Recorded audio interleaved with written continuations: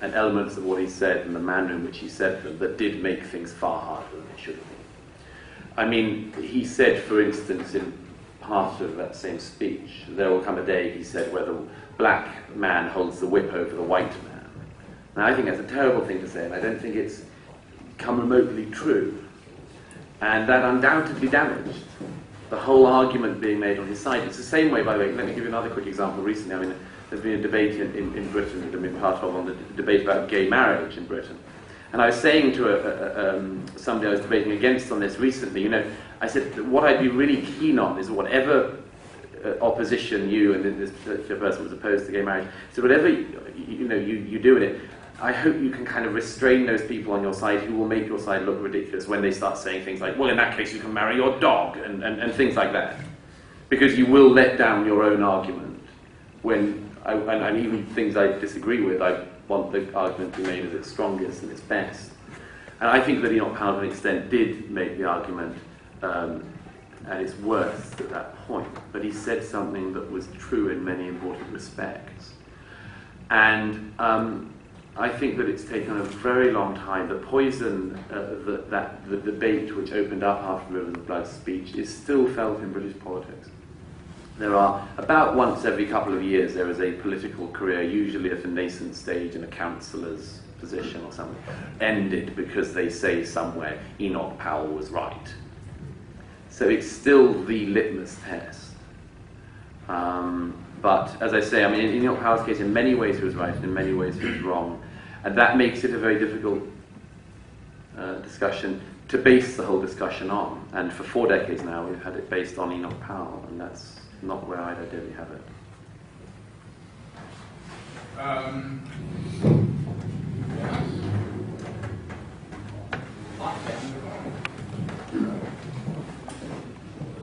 Now, Knudsen, how do you see your position with the media in your own country? Can you live with this situation, or is it frustrating? My own position? Yes.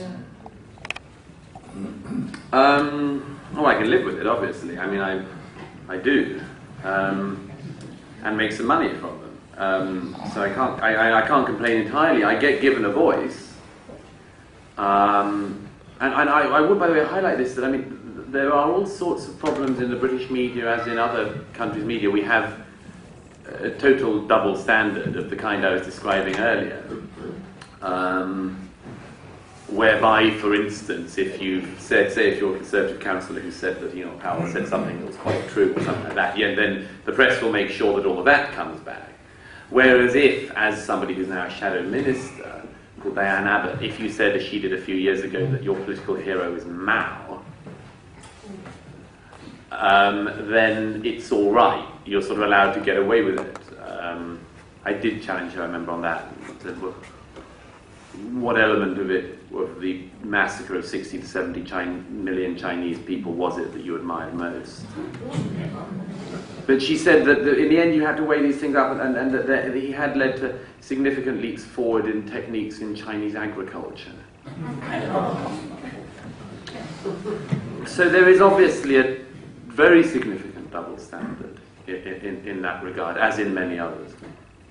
But the crucial one I would cite is that the BBC, for instance, which is the root of a lot of problems in Britain, a lot of problems, undoubtedly, and is undoubtedly one-sided. And let me give you one very quick example. They ran a documentary last year on Geert Wilders called "The Most Dangerous Man in Europe?" ?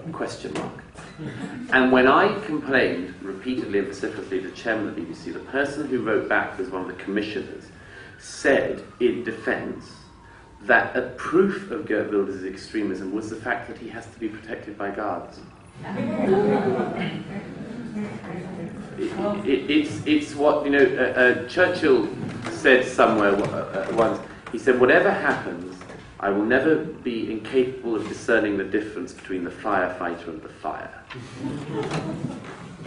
But much of our media does make that difference. Much of our media mistakes the man standing outside a building with a hose for an arsonist.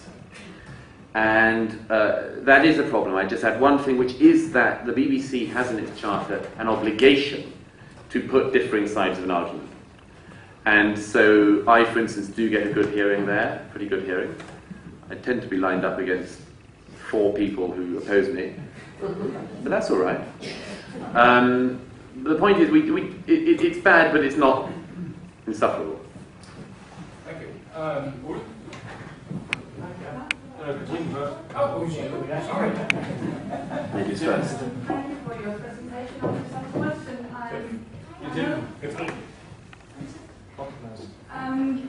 I know that you have had a discussion with Kenan Malik, who is a critic of multiculturalism, just as you are.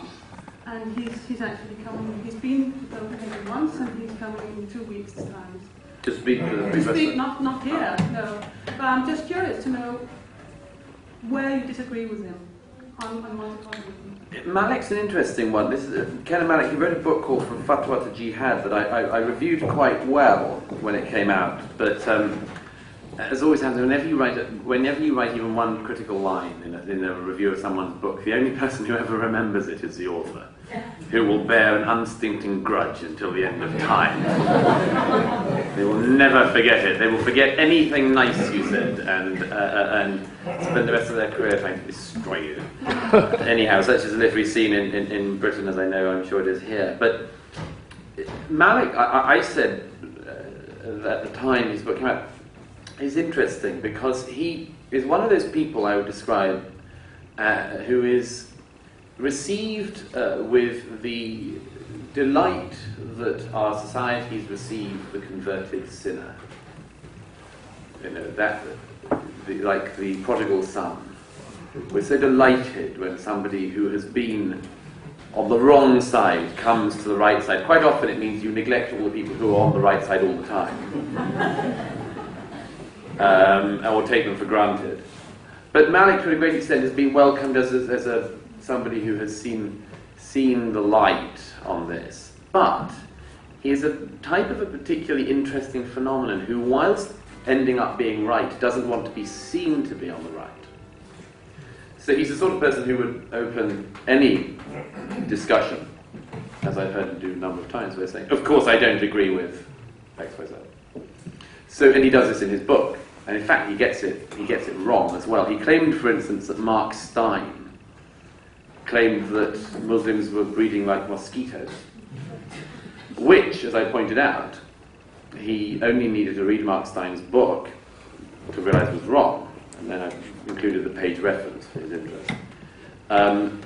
Because, of course, it was also laboriously proved, as it should never have had to have been in court in Canada, that the phrase in question was said by Mullah Kreker. And among other things you can tell, because Mark Stein writes beforehand, as Mullah Kreker says, and includes quotation marks, which has generally been regarded as being a sign that it is not you that's written it. Anyhow, punctuational niceties, I'm sure. The point is that he said that sort of thing. He attacked Martin Amis, he does various other things. There's a particular type of person, Malik is typical of, who, as I say, will always do that. They will say, well, of course, I'm not like X. I mean, I may think there's a problem with Islamic fundamentalism, but I don't agree with Martin Amis, as if. So, I would have a very difficult view with people like this, because I think on the one hand one should be grateful that they get the case, but not very grateful that they spend their time, having got it, attacking everyone else who already has. Or as somebody said to me, a left-wing journalist I know in Britain, I said a while ago, I said, you agree with everything I say and I write, and I know whenever we talk about this, you agree with me, but why do you end up, always having to position yourself in such a way that you say, but of course I don't agree with, Douglas Murray or whatever. And he said, you've got to realize it's political positioning. And I said, yeah, I know, it's political positioning against me, so apologies if I'm not hugely grateful. Anyhow, there is such a class of person, I'm sure there are some here, and by the way, all the people who do that, there'll be many, many more in the years ahead. Many of the people in your politics here who are currently saying all sorts of outrageous things about people who've been saying things that have been true for many years. In about 10, 15 years, you know, you won't be able to move in this country for people who were claiming that they were always on the front line in the cartoon war.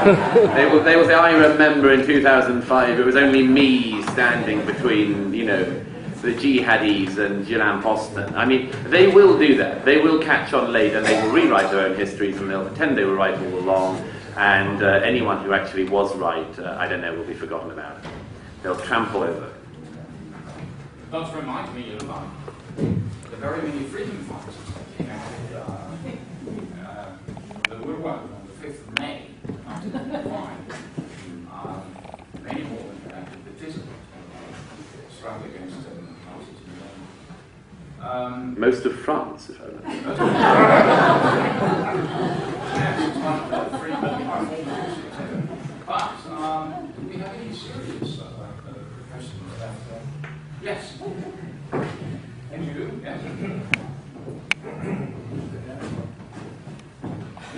Ole Gerstrom, you speak about politicians.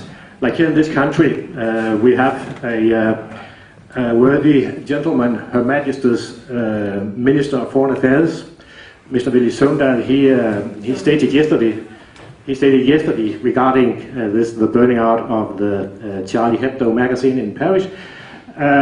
He said this act was meaningless, a meaningless act. Here he can see the wrath and the power of Allah, who destroys this goddamn magazine, you know, just on the spot, you know, for criticizing Allah and his follower. And so here we have Mr. Søvndal, you know, he sees no meaning in this. Shouldn't we send him to a Quran school, or what would you suggest?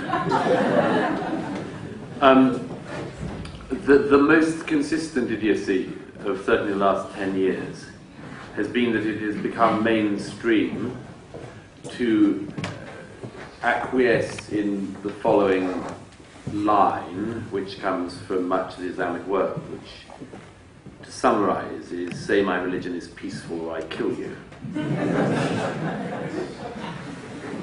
And a lot of people in public life are simply willing to give themselves as easy a time as possible and go, okay, if that's the deal, I'd rather not get killed. I'll go along with saying it's peaceful, and so on. And I was doing a discussion recently, in a debate in New York against a couple of very, in this particular case, very decent and relatively progressive Muslims, and with my friend Ayaan Hirsi Ali on my side. And it was very interesting because at one point the argument was Islam is the religion of peace, and Ayaan and I were on the other side. May have guessed. And it was very interesting because at one point, you know, they were trying to make their case, and it was just amazing because Ayaan said, you know, the people who are trying to kill me are inspired by the book you keep citing, are inspired by this religion. And in a moment of fatal narcissism, one of our opponents said, utterly truthfully, said, you're not the only person on this panel, Ayaan, that is under death threat. I've got an Al-Qaeda fatwa on my head. And you know, that's, well, hang on. If Islam's such a peaceful